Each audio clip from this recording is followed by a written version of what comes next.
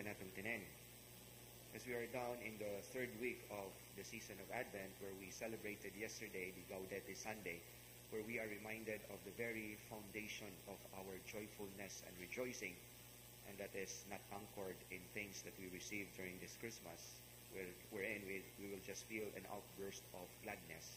But it's more than of the very core and principle that the Lord intervenes in our lives. The reason of which that He became one of us. He entered into our realities. He assumed our nature in order to intervene in our human condition.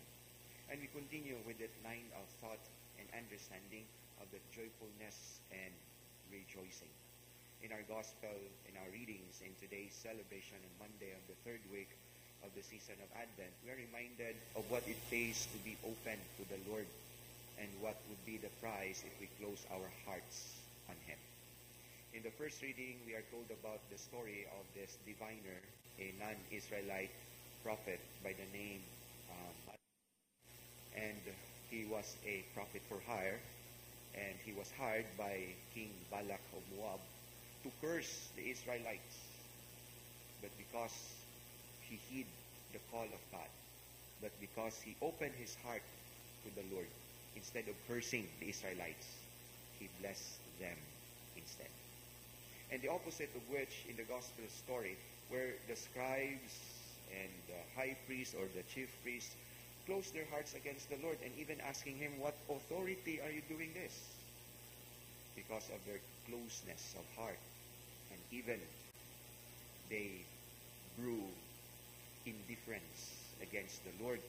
They could not sense the loving presence of God in their midst. And even questioning Jesus, of what authority are you doing this?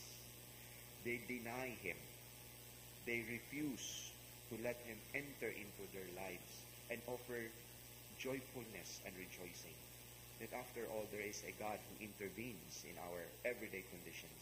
No longer a God from afar. No longer an indifferent God who is just there sitting at His throne waiting for us to commit sin and for Him to inflict punishment against us. But here, because of the closeness and hardness of their being indifferent to the Lord, they could not find the real joyfulness in their lives. Prophet Balaam, even if he was a hard prophet, a diviner, and a non-Israelite prophet, found favor and joyfulness in the Lord because he opened his heart to Yahweh. The reason of which that instead of cursing the people, the chosen people, he blessed them. And that is also the kind of prize we get. The more that we walk in the path of the maturity of faith, the more that we sense joyfulness in our lives. Because to be joyful is not dependent on things that we possess. Even if we don't have Christmas gift, we can still be joyful. Even if we are in the midst of sadness and despair, we can still be joyful, because that is the inner disposition of the soul to have encountered the love of God in our lives. Dili man ni siya nga malipay ta ni bahakak ka nga makalit ng tagsabaw kana makaingon atong silingan murag lain na ning sabaw ning tawhana ikaid na tani sa duldul, no? But the gift of joyfulness, it can coexist even in our state of sorrow, and it would somehow dispel that, because joy is more powerful than sorrow, and it is redemptive, and it offers us the kind of assurance na naagid ang Ginoo nagauban ka nato, nasayon ug namilabot sa atong kinabuhi. And this is the very foundation of our Gaudete, the very principle of our rejoicing and joyfulness. Amen.